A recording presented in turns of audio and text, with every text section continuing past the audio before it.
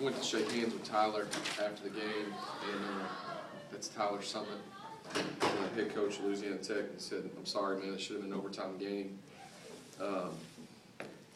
I don't feel that way. I feel like we should have won the game. It has nothing to do with the last play of the game. I thought it took us way too long to get focused and to fight today. I thought we did so in the last 4 minutes of the game. But the first 36, I thought we were pretty bad. Our energy level, we looked dead. We didn't look very focused, and I thought had we fought pretty much at all or another minute, clearly we would have won the game because they hit a shot, a free throw with 0.8 seconds on the clock to get it done.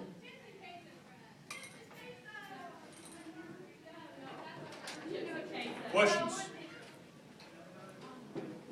You disappointed they really went at the rim hard in the second half, and you guys just, you know, you got backdoor a few times, got just some straight layups a couple of times, got beat down the floor. Yeah, we weren't very good. I mean, we just weren't very good. We didn't have it today. But, you know, our kids are disappointed, but there's no panic. You know, somebody told me yesterday, think about this. This is a little bit scary. Had we won today, okay, we would have been the fastest team to 14 wins this year in the last, since 86, 87. That's 30 years. I was 8. So, you know, there's no pouting. I mean, we're doing a heck of a job. You know, third place team and probably the most athletic and experienced team in here comes, and I feel like we should have won the game. Had we fought at all, it's unfortunate that the game had to end the way it is. It's unfortunate. I mean, Tyler, I'll probably consider him a friend for the rest of his coaching career, and it's unfortunate that he walks up to me and says, "Should have been an overtime game, man. I'm sorry." And it's unfortunate the way it ended, but to me, it's unfortunate the way it started, and we've got to move on from that. Free throw shooting in the second half, also a problem for you. I mean, 50%, a couple more go down, it doesn't even come down at the last shot. Yeah, it's focus. I mean, that's what I'm saying. Focus and fight just weren't there today. And you know, like I've said after a win, you know, like I said after the other night, it's not a time to panic or anything. We've got to go back and get ready to play Rice. Rice has never been here. They've never been here. We've always played at Rice since I've been the head coach at Marshall. We've lost one in overtime and one at 1-point game, so we're 0-2 down there since I've been the head coach. I wish they would be here this year, but the way the league has changed so much, we're going to try and get Chico a win on the road and at Rice and then go to North Texas. But it's a tough road swing. Anytime you play on the road, it's tough. But we've got to be really focused to do that, and we've got to fight a lot harder. The fouls went from 6-1 with 13:46 to play to 12-2 down the stretch against you. Did the way they were calling the game hamper your kids on defense?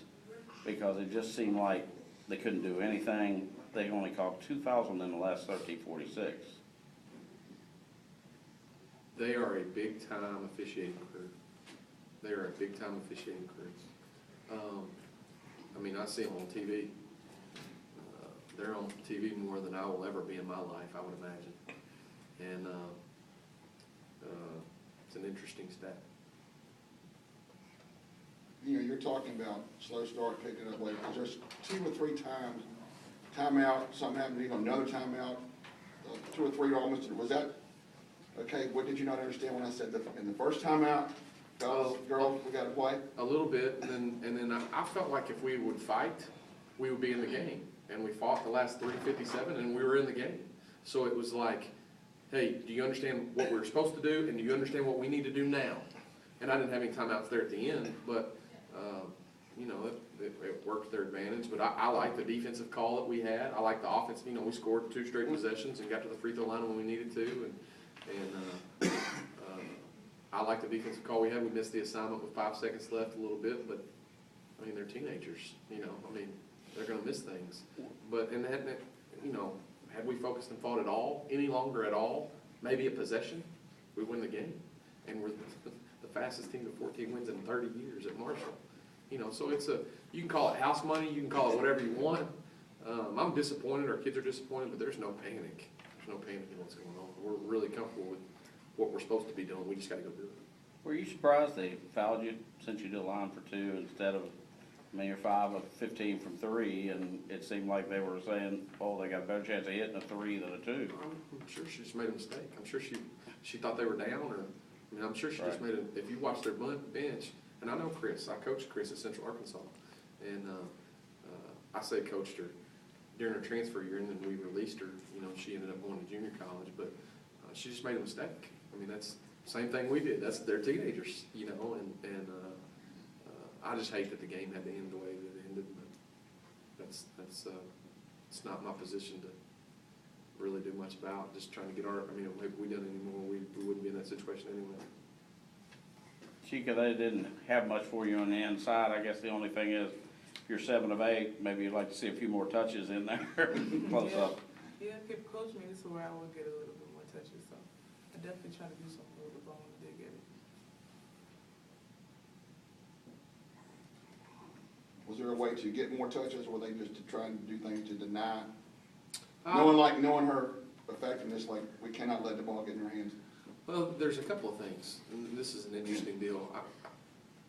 I've coached, if you look in the NCAA record books, I've coached a player that's second all-time in consecutive double-doubles. Okay, she is behind Courtney Paris that played at Oklahoma. She passed Cheryl Miller, Ann Donovan, and she did that as a freshman. One of the ways that she did that is because we go away from her. So she can get loose balls, they're worried about penetration, they're worried about, and then we try and hit them where they're not, and things like that. If you just drive it down and throw it in there, then she's gonna be a key, and that may not be real. But this shows what Chica's effort is, the same way the other kid is, Megan Herbert, who's, again, if you look on the NCAA record book, she's second all-time in consecutive double-doubles, and she passed Olympians. Well, Chica's having a double-double year, essentially. She's averaging a double-double. And that's not because we go pound it inside. That's because we try and hit it where they're not, so to speak. I'm great that I love that she's that way, and we kind of, depending on who's in defending on the post and where we can take advantage, the same way we might draw up a 3, you know, the same way we drew up a 3 the other night to beat Southern Miss is the way we might draw it up to throw it inside the cheek. Yeah, there's no doubt in my mind that, not that I'm a great coach, but I can drive it down there and I can let Chica touch it every possession. I think I can get that done. Or will she be as effective? I don't know. But this style fits us. It's clearly working. I wish she was 8 of 8 today. You know, but nobody's perfect. Clearly by our effort and our execution. But yeah, there's a way to get it through. I can get it through every trip. I don't know if she'll be as effective or not. And our team understands. I mean, Chica's is understanding. She'll be the first one to tell you that her individual success is coming from our team success.